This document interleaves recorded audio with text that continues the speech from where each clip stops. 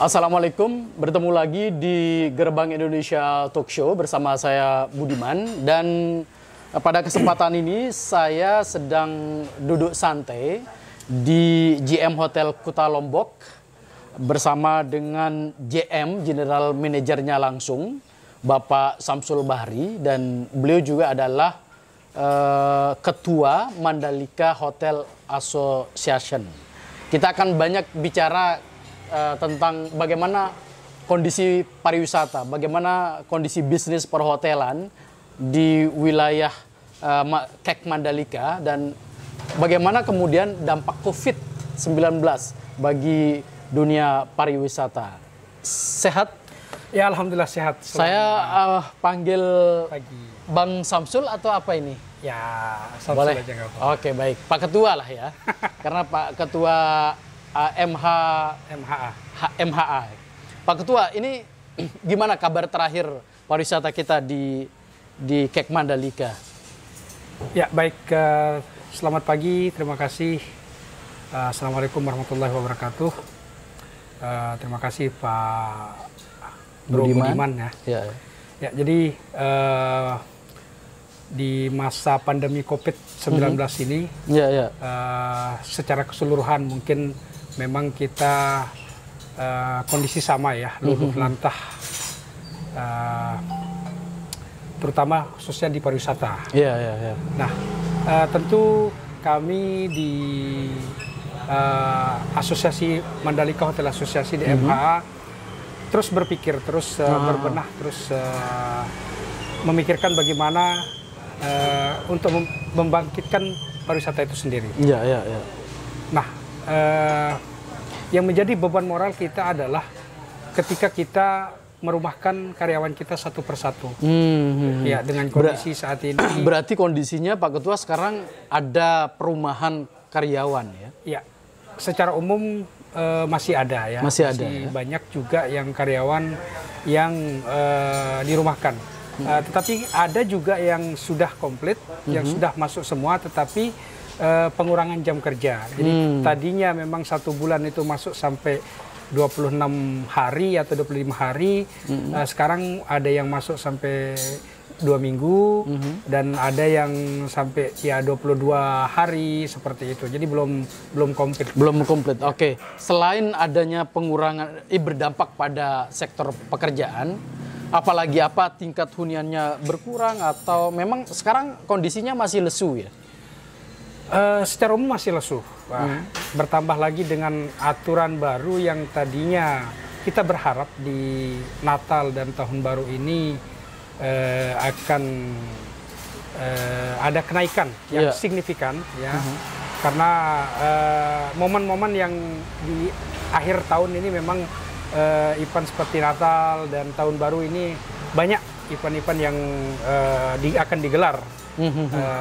Seperti misalkan ada ya biasalah kalau di ini party, terus firework ya, gala dinner dan semuanya, dan tentu mungkin kalau saya dengar sih dari teman-teman mudah-mudahan tidak ada cancellation ya, karena hari ini juga kami mendapat WA bahwa masuk di Lombok ini sudah antigen sampai tanggal 8 Januari. Oh, oke. Nah, Pak Ketua, kalau dalam kondisi sekarang ini, berapa penurunannya dari yang normalnya lah? Ya, rata-rata kemarin dari awal pandemi itu tuh sampai pertama 10% ya. 10%. 5%, 10% bahkan sampai zong di awal. Pernah zong juga ya? Sering zong di awal. Lalu kemudian ada aturan yang memang tidak boleh keluar rumah dan harus stay di rumah dan sebagainya oleh pemerintah waktu itu. Selama 3 bulan itu memang hampir semua tutup ya. Ada juga yang buka tapi tentu tidak ada tamu, jadi okupansi zone tutup.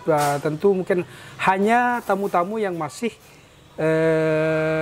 yang tidak bisa pulang waktu itu. Jadi long stay, dan secara ini mungkin gerbang ditutup ya. Jadi beberapa kamar yang memang tamu long stay dengan harga yang sangat minim sekali, hanya untuk mengganti operasional saja. Nah, jadi waktu itu 3 bulan. Lalu kemudian kami di MHA ketika setelah 3 bulan ada pelonggaran dari pemerintah, kami terus membuat promosi dengan teman-teman yang di hotel di Mandalika, dan berkolaborasi dengan ETDC. Awalnya kita membuat promo fest yaitu mengumpulkan promo-promo di sekitaran Mandalika dan tentunya member-member kami. Kita membuat jadi satu bundle, lalu kemudian itu kita expose ya, kita kirim ke media, lalu kemudian ke WA group, dan bahkan sampai ke travel agent di luar-luar daerah. Nah, di sana cukup bagus sekali impact-nya ya, ada kenaikan dari jumlah kunjungan itu naik sekitar 10-15%. Lalu kemudian kami terus membuat promo-promo di masing-masing hotel dengan promo gila lah, promo yang tidak pernah kita lakukan sebelumnya. Dulu awalnya gempa yang sangat kita lihat bahwa sangat keras sekali gitu. Tetapi ini lebih parah lagi gitu. Dampaknya bagi dunia pariwisata lebih parah lagi dari ini gempa. luluh lantah semua sektor pariwisata di Lombok ini. Iya. Berarti pernah promo gila itu berarti pernah banting harga sebanting-bantingnya. Banting harga sampai yang tadinya teman-teman yang harga kamarnya sampai 1,5 juta, jual sampai 300 sampai 500.000. Nah, di GM kami juga hampir 100.000 pernah, 150 pernah. Artinya daripada hotel kami tutup, tidak ada perawatan dan sebagainya, ya mungkin itu salah satunya jalan untuk kami bisa survive, untuk hanya sekedar membuka dan pemeliharaan, agar bisa jalan aja operasional. Dan alhamdulillah semua staf dan karyawan karena kita sama-sama tahu kondisi ini, ya kita paham gitu. Di sanalah komitmen kita untuk bagaimana kita sama-sama untuk membangkitkan pariwisata. Oke. Berarti kondisinya sekarang ada perubahan lah Pak Ketua ya? Beberapa bulan yang lalu, ketika memang kita sudah menjalankan promo-promo gila itu, tentunya di weekend, di akhir pekan itu sangat luar biasa. Lalu kemudian ketika sekolah-sekolah udah mulai masuk, lalu semester itu agak menurun, lalu banyak hal yang memang menjadi kendala. Nah, kemudian kami terus dari asosiasi berpikir bagaimana untuk kita bisa bangkit khususnya di Mandalika ini. Nah, tentunya untuk Lombok dan Indonesia ya. Nah, kami dari MHA menginisiasi acara yang kemarin, yaitu surfing tingkat nasional.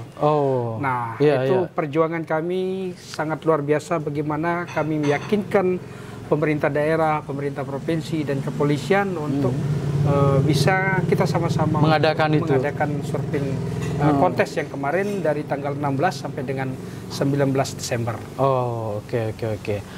Nah, kalau kita runut Pak Ketua, nanti kita ngomong spesifik tentang MH ya. Berapa kerugian yang dialami oleh pihak hotel atau pelaku wisata di JM sendiri atau di anggota gitu? Ya, kalau kerugiannya jadi selama secara general ya. Secara general ya. Secara general mungkin beberapa hotel yang saya dengar dari teman-teman itu selalu disuntik oleh ownernya Ya. untuk operasional ya, karena fixed cost itu seperti listrik itu harus tetap dibayar. Jadi apa namanya, kalau ngomong kerugian itu sangat besar Sangat sekali. besar. Misalnya dari omset per bulan anggap 50 miliar misalnya. Ya. Di masa pandemi itu sekitar berapa yang misalnya ya? Dari 10 ke berapa gitu ya? Ya. Contoh misalkan di GM kita omset mungkin bisa setelah gempa itu hampir 150 juta. Nah sekarang 50 juta pun itu sangat sulit sekali. Udah ngos-ngosan ya? Ngos-ngosan. Jadi ya kita hanya sekadar bisa menutupi operasional saja. Begitu kondisi sekarang dunia perhotelan kita ya? Ya, secara umum kita seperti itu. Okay. Karena di Mandalika ini bukan banyak hotel yang tidak mempunyai meeting room, yang tidak mempunyai MICE ya. Jadi hanya 2 hotel yang punya MICE, salah satunya JM Hotel dan Novotel. Nah, jadi memang kemarin setelah ada surat edaran dari pemerintah untuk kementerian atau pemerintah untuk membelanjakan anggaran, kemudian di sana adalah peningkatan sedikit. Nah tentu ke Mandalika itu sendiri tidak terlalu besar karena kekurangan di MICE itu sendiri. Tentu mungkin di Mataram dan di Sigi yang punya kapasitas meeting room yang banyak. Banyak ya. Sejauh ini apa yang sudah dilakukan pemerintah untuk mensupport pelaku wisata, khususnya pengelola hotel? Ya, banyak sekali memang sudah dilakukan oleh pemerintah, yaitu dari pemerintah provinsi ya, banyak memang promosi-promosi yang sudah dilakukan ya, kolaborasi dengan dengan asosiasi ya, untuk bagaimana kita sama-sama mempromosikan. Nah, salah satunya kemarin acara cukup bagus sekali yang digelar oleh BPPD provinsi, Dinas Pariwisata dengan bekerja sama dengan semua hotel yang ada di Lombok ini untuk mengadakan promo di epicentrum kemarin. Nah, itu impact-nya cukup bagus sekali ya. Karena akan menjelang tahun baru dan Natal ini tentu itu sudah sangat tepat sekali. Lalu kemudian pemerintah terus menyarankan dan mengharuskan kepada hotel untuk kita harus menerapkan CHSE. CHSE. Nah, alhamdulillah khususnya untuk di Mandalika hampir semua hotel yang berbintang sudah mendapatkan sertifikat CHSE dan menerapkan protokoler tersebut. COVID-19 ya. Kalau untuk stimulus dana dan sebagainya, ada program nggak diterima oleh hotel? Oke, khususnya untuk di Lombok Tengah ini baru kemarin. Baru kemarin. Kita mendapat dana hibah yang kita sama-sama ketahui sudah umumin sebelumnya oleh pemerintah pusat, dan Lombok Tengah baru kemarin. Hotel-hotel yang memang berhak untuk mendapat stimulus tersebut, hibah tersebut itu kita kemarin. Bisa membantu ya kira-kira? Lumayan. Mudah-mudahan dengan dana tersebut sedikit akan membantu. Tapi sebenarnya dari kami ya, kami mungkin lebih berpikir bagaimana kita tidak hanya mengharapkan bantuan dari pemerintah terkait dengan dana tersebut, tetapi bagaimana untuk kita sama-sama membangkitkan, yaitu tentu kita sama-sama untuk mempromosikan gitu. Jangan kita hanya ngasih bantuan, tapi tidak ada blow up, tidak ada promosi yang akan kita bisa menjual. Nah tentu juga akan sama juga. Nah tentu sampai kapan kita akan dibantu gitu. Nah, jadi harapan kita ya sebenarnya ya mari kita sama-sama, kalau memang kita harus menjalankan protokoler yang ketat ya, mari gitu ya, kita sama-sama. Nah cuma kan lalu kemudian aturan yang baru ini memang kita agak sulit untuk bergerak juga gitu ya. Cuma kita tidak bisa menyalahkan pemerintah karena ini adalah global gitu. Harapan kita semua harus kita sama-sama harus samakan frekuensi kita dengan stakeholder maupun dengan pemerintah itu sendiri. Oke. Nah, khusus untuk MH sendiri Pak Ketua, ini berapa anggotanya? Ya, yang terdaftar sampai hari ini, jadi di member kami yang MHA itu sekitar 30 hotel. MHA ini 30 hotel berbintang. Jadi MHA ini adalah bukan hanya sekedar Mandalika, tapi penyangga. Karena kalau kita berbicara Mandalika hanya ini, kita lebih meluas ke Lombok Tengah. Nah, jadi Star Hotel dari Grand Royal sampai lalu kemudian di Torokai Bele, lalu kemudian di Awang, Tuna dan Mandalika itu sendiri. Jadi Mandalika ini sebagai brand besarnya ya? Brand besarnya, ikon, karena kita sama-sama ketahui Mandalika, nama Mandalika sudah sangat terkenal sekali, tentu dengan program pemerintah yang menjadi super prioritas. Nah, MHA sendiri di tengah COVID-19 ini apa saja yang dilakukan? Tadi sempat ada acara ya katanya. Ya, yang alhamdulillah sudah sukses kemarin kita laksanakan yaitu event MHA Open 2020 Surfing Competition tingkat nasional. Itu sudah kita laksanakan dari tanggal 16 sampai dengan 19 Desember kemarin. Dan itu sangat luar biasa ya, kalau kita lihat kenaikannya dari sisi kunjungan tamu sangat luar biasa, karena sudah jelas sekali dari pendaftar atau peserta yang melaksanakan kontes tersebut itu target kami sebenarnya kemarin hanya 200 orang, tetapi melampaui batas sampai 246. Lalu kemudian yang sampai hadir sampai ikut kontes yang sampai di acara itu hampir 200 orang. Nah, tentu mereka itu dari luar beberapa daerah. Oh, beberapa daerah ya. Tentu ada Sumatera, ada Jawa, kemudian Bali, NTT dan NTB seperti Dompu Bima juga Sumbawa hadir di sini untuk ikut kontestasi tersebut. Oke, itu bagian dari cara membangkitkan pariwisata. Itu bukan hanya sekedar membangkitkan pariwisata, tetapi kami juga memikirkan bagaimana destinasi ini, investasi ini untuk bisa bertahan, artinya bisa bisa diminati oleh investor. Namun kalau ketika kita di sini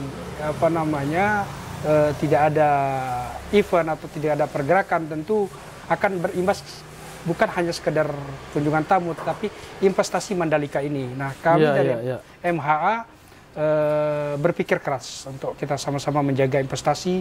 Nah, tentu kalau sudah ada banyak hotel-hotel berbintang, banyak atau pariwisatanya sudah maju di sini, tentu promosinya Mandalika akan lebih bagus lagi. Dan ini kenapa kita gelar event surfing tersebut ya, ini adalah dari event MotoGP. Nah, ketika memang kita sudah mulai untuk membuat event nasional dan sukses, lalu kemudian kita tidak kaget lagi untuk menerima kunjungan nanti di 2021 dengan event internasional ya. Sebagai ketua MHA di kondisi pandemi saat ini, apa yang menjadi koordinasi utama dengan anggota-anggota? Ya, alhamdulillah kami di MHA itu yang pertama adalah kekompakan ya, kolaborasi kami dengan teman-teman MHA itu sangat bagus sekali ya. Tentu dengan pendekatan baik dan komunikasi yang baik, sehingga mereka juga ikut berpartisipasi atas semua kegiatan-kegiatan yang ada di MHA. Itu salah satu kegiatan surfing itu ya. Itu hanya salah satu kegiatan, mungkin ke depan akan ada lagi ya kira-kira Pak Ketua ini. Dengan adanya surfing yang kemarin dan dilaksanakan dengan sukses, sudah beberapa yang memang sudah ngejapri lah ya, ngejapri untuk bagaimana kita menyusun event-event yang lebih besar lagi, yang lebih bagus lagi dengan manajemen yang bagus. Nanti kemarin mungkin masih banyak beberapa kekurangan di kami, ya tentu kita akan perbaiki, kita akan lebih bagus lagi. Nah, apalagi nanti untuk level internasional mungkin persiapannya akan lebih matang dan lebih bagus. Ada rencana ke sana, ke level internasional?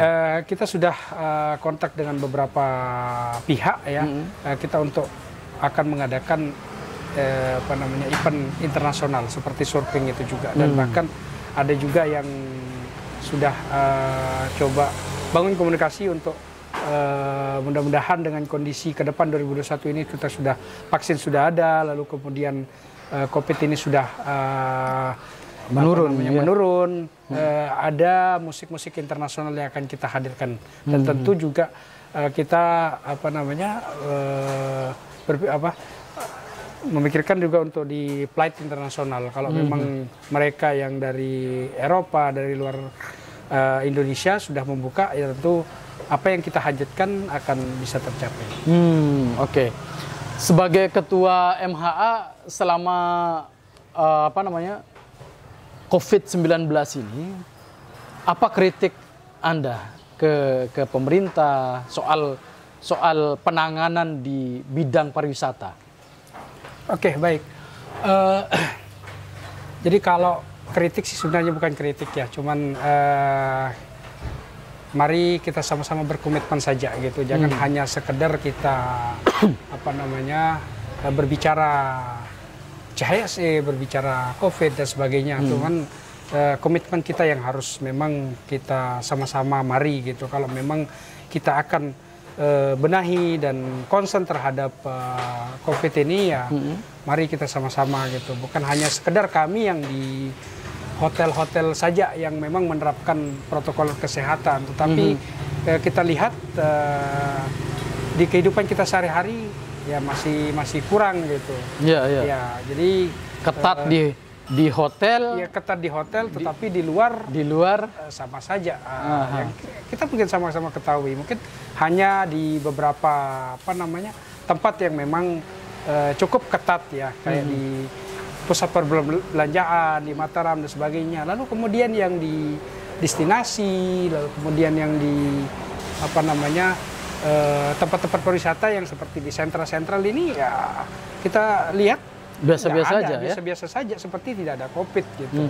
Ya, nah tentu ya itu yang akan tidak sinkron gitu ketika kita berbicara hanya hotel-hotel saja, tapi di luar juga tidak seperti itu gitu. Tapi kalau anggota MHA sendiri ketat ya protokolernya COVID-nya? Memang yang sudah buka, hotel-hotel yang sudah buka itu saya lihat menerapkan. Nah, karena salah satu daya tarik tamu juga ketika memang kita hotel sudah menerapkan protokoler tersebut.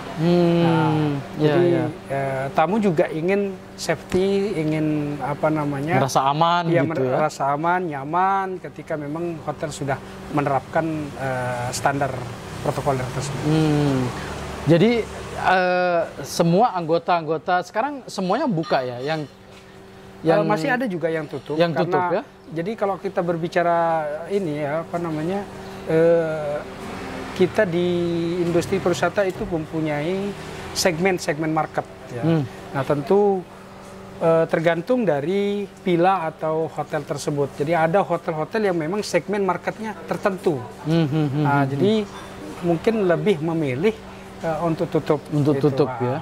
Jadi kalau misalkan dia hanya segmennya Eropa, sementara kita tahu bahwa Eropa belum buka, flightnya juga kita juga belum buka, ya tentu masih lebih memilih untuk tutup ya. Tapi yang khusus yang sudah buka ini standar prokesnya sudah kita bilang sudah cukup bagus, cuman masih memang banyak kekurangan dan harus perlu di-improve, harus perlu ditingkatkan. Nah ini tidak terlepas dari tanggung jawab pemerintah juga untuk turun ke lapangan untuk menyarankan untuk terus kita sama-sama lebih memperketat protokol tersebut. Nah, selama selama pandemi ini tingkat wisatawan mancanegara datang ke ke hotel itu berapa persen ya, Pak Ketua? Kalau yang kita sama-sama ketahui ya flight itu masih belum buka ya. Tetapi yang hanya buka mungkin yang bisnis. Jadi yang bisa keluar masuk untuk orang-orang luar negeri mungkin yang ekspat yang mempunyai bisnis di sini. Nah itu juga ada yang cukup membantu juga. Ada juga yang nginep di hotel, ada yang berbelanja, yang makan di restoran dan sebagainya. Cuma sangat kecil sekali karena mereka tujuannya bukan untuk berlibur, memang kan mereka untuk bisnis gitu, ya. Dan mereka menjadikan prokes COVID-19 itu sebagai satu ukuran juga ya. Ya tentu semua kita seperti itu ya, protokol itu memang sangat penting. CSE itu sangat penting sekali. Ya. Karena seperti tadi saya bilang, ketika kita memang sudah menerapkan, tamu juga akan merasa aman dan nyaman. Oke. Baik, Pak Ketua, apa kira-kira selama COVID-19 lalu kemudian masuk ke era new normal, nah bagaimana kira-kira pelaku wisata ini harus menghadapi, dan juga masyarakat, tentu tidak hanya pelaku wisata ya, tapi juga masyarakat juga secara umum mestinya juga berperan di dalam membangkitkan dunia pariwisata kita. Baik, ini adalah PR kita bersama ya. Kalau kita akan berkomitmen untuk kita akan sama-sama membangkitkan pariwisata. Nah tentu sekarang sesuai dengan aturan yang surat edaran yang sudah dikeluarkan oleh pemerintah itu akan sampai tanggal 8 untuk lebih ketat. Nah tentu nanti mungkin setelah tanggal 8 itu boleh kita diperketat gitu terkait dengan protokol kesehatan. Tapi kita juga jangan lupa untuk bagaimana kita sama-sama untuk berkomitmen untuk membangkitkan pariwisata. Nah tentu harus melakukan banyak kegiatan atau event-event. Event-event. Nah itu mungkin harus diperlonggar atau harus dikawal juga gitu. Kalau memang diperbolehkan, itu dikawal juga, dan harus banyak event-event yang mampu mendatangkan wisatawan. Gitu. Nah tentu juga kita harus berkaca ke luar daerah. Percuma juga kita akan buat event. Atau ini juga pemerintah di luar daerah juga, di luar negeri juga tidak membuka flight, itu juga akan susah juga. Sama saja. Ini memang sangat berat untuk kita sama-sama jalankan. Kondisi saat ini memang tamu wisatawan mancanegara itu memang benar-benar minim ya Pak Ketua ya. Oke. Nah, MHA dengan ITDC sejauh ini koordinasinya seperti apa ya? Ya, alhamdulillah kalau bersama ITDC kami dari awal memang karena ITDC dan MHA tidak bisa terlepas ya. Karena kami juga di sini adalah masuk areanya ITDC, tentu segala hal yang berkaitan dengan kepentingan kami terus kami kolaborasi, dan responnya sangat baik sekali. Seperti awal dulu ketika COVID, kita berkolaborasi di Promofest tersebut, lalu kemudian kita mengadakan webinar untuk karyawan-karyawan hotel yang memang dirumahkan untuk refreshment, untuk mengingat terkait dengan ilmu atau knowledge yang ada di hotel. Itu kita pernah lakukan dengan TDC dan kemarin terakhir itu ada surfing, itu adalah salah satu support dari TDC juga. TDC juga ya. Mereka memberikan izin terkait dengan venue, lokasi yang sudah kita laksanakan kemarin di di Seger. Fasilitas-fasilitas lain juga sangat didukung. Oke, terakhir Pak Ketua, menyambut MotoGP, apa persiapan di MHA sendiri? Ya, kalau dari MHA sendiri ya tentu kami siap-siap saja ya, siap-siap saja dalam arti jumlah kamar memang yang ada di MHA ini atau di Mandalika ini memang masih jauh. Tapi tentu kita dengar pemerintah untuk membangun fasilitas-fasilitas lain, tentu itu akan sangat membantu juga.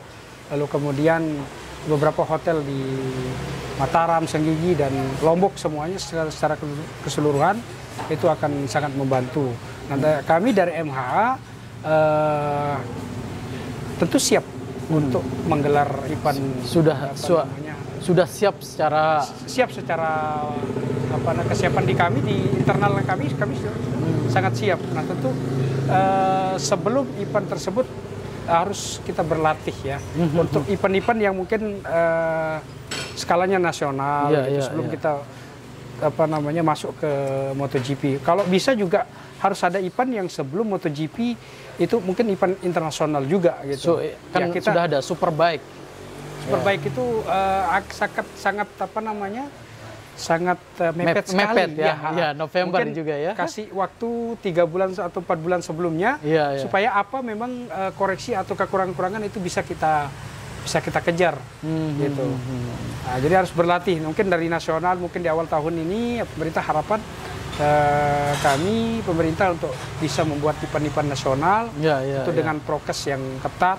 Lalu kemudian setelah di Juli Agustus mungkin mudah-mudahan flight internasional juga sudah buka buat event internasional untuk sebagai acara dari MotoGP tersebut. Agar nggak kaget. Iya, agar nggak kaget ya. Kalau kita langsung, apalagi kita udah baru selesai COVID, terus kita langsung menghadapi event 2021, kayaknya nanti image juga akan jelek ketika memang pelayanan kita, akomodasi kita juga sangat banyak yang harus diperbaiki. Karena kalau berbicara maintenance dari sekarang ya tentu akan sulit gitu. Karena kita udah hampir setahun kita sudah banyak fasilitas-fasilitas yang tidak bisa kita maintenance. Itu kalau ada income nanti event nasional, kemudian event Lombok itu sendiri, ya tentu akan ada income dan kemudian itu akan membuat untuk hotel itu bisa perbaikan atau Jadi event pra MotoGP ini sangat penting Pak Ketua ya. Ya. untuk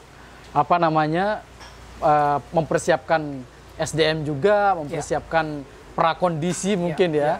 Karena jangan sampai kemudian yang tadi itu kaget gitu ya. Pak Ketua, terakhir ini kan kalender pariwisata tahun 2021 sudah dirilis oleh pemerintah Provinsi NTB. Salah satunya yaitu MotoGP itu, dan juga masuk juga Baunyale di sana. MHA sendiri memandang kalender event pariwisata 2021 itu seperti apa sih sebenarnya? Ya, kita optimis ya kalau sudah pemerintah yang berinisiasi atau sudah memplot. Tentu kami yang dari asosiasi atau pelaku wisata tentu akan optimis ya, selalu siap gitu. Nah tentu MotoGP ini juga saya lihat perkembangannya sangat serius sekali. Jadi saya pikir akan terlaksanakan juga gitu. Nah kemudian kalau event Baunyale ini kan sebentar lagi nih di Februari. Ya, harapan kami sebenarnya harus tetap dijalankan. Nah, tentu bagaimana teknisnya itu ya mungkin pemerintah yang lebih tahu. Iya, iya. Cuma apa namanya seperti tadi saya bilang itu adalah masuk pra juga gitu. Jadi, berarti bau nyali ini juga nggak boleh nggak dilaksanakan ya? Ya, Walaupun dengan prokes tadi itu. ya. Harapan kami sih sebenarnya harus dilaksanakan ya. Cuma mungkin seperti hiburan-hiburannya yang tidak jangan ada hal-hal yang memang yang akan mengundang kerumunan dan sebagainya, mungkin itu yang dikurangi gitu. Seperti mungkin kalau dulu-dulu kan ada hiburan artis dan sebagainya, itu mungkin tidak boleh lah. Kalau saya lihat juga karena memang ini adalah budaya ya. Kalaupun mungkin pemerintah tidak melaksanakan secara resmi, ya masyarakat itu yang tidak bisa dibendung. Tidak bisa dibendung, mereka akan langsung terjun ke laut gitu. Ke pantai. Nah, kalau itu kan tidak akan ada kerumunan-kerumunan yang sifatnya inilah, karena akan menyebar di beberapa titik juga, ya, bukan hanya sekedar di Mandalika ini tempat bau nyali, tapi sangat banyak sekali, yaitu dari ujung ke ujung itu sudah bisa untuk orang bau nyali. Gitu. Ini pelaksanaannya juga malam, jadi orang juga dengan kondisi ini juga nggak akan terlalu antusias seperti dulu. Itulah mungkin anggapan-anggapan masyarakat, sehingga mereka nanti hanya sekedar bau nyali ya pasti akan bau nyali ya. Tapi di dunia pariwisata juga memberikan impact juga gitu ya? Ya, itu ketika memang terlihat di kejauhan bahwa ada aktivitas, ada pergerakan ekonomi, ya tentu di sana kesiapan kita juga akan terlihat. Apakah Lombok itu atau Mandalika itu siap untuk dikunjungi? Siap. Baik, Pak Ketua, terakhir mungkin himbauannya untuk kepada kita semua masyarakat lah untuk menaati prokes COVID-19 guna membangkitkan dunia pariwisata kita. Mungkin bahasanya seperti itu ya. Silakan saya untuk atas nama Ketua MHA lah. Boleh Pak Ketua. Terima kasih. Baik, terima kasih. Jadi harapan kami dari Mandalika Hotel Asosiasi ya, karena kita sudah hampir 1 tahun sekarang kita merasakan bagaimana kondisi pariwisata ini, luluh lantahnya pariwisata, dan kami mempunyai beban moral yang sangat berat sekali untuk merumahkan karyawan-karyawan kami dan untuk bisa bertahan, survive, dan bisa menghidupkan operasional hotel kami. Nah, tentu mari kita sama-sama jaga aturan-aturan yang sudah diterapkan oleh pemerintah ya. Tentu seperti yang kita ketahui, yaitu ketika memang di destinasi wisata ini kita berkunjung ke destinasi wisata atau ke mana saja yang kita keluar rumah, ya tentu kita harus mentaati protokoler seperti memakai masker, jaga jarak, cuci tangan, dan selalu membawa disinfektan hand sanitizer ya. Nah, itu akan membuat dan akan menurunkan COVID ini, sehingga kita nanti di level provinsi, di tingkat provinsi, angka dari COVID itu sendiri sangat rendah sekali, sehingga kita akan menyandang zona hijau dan boleh untuk beraktivitas seperti semula ya, dan tentunya dunia pariwisata akan jalan lebih bagus lagi. Nah, itu harapan kami semua, dan tentu pemerintah juga mari kita sama-sama juga mengawal gitu.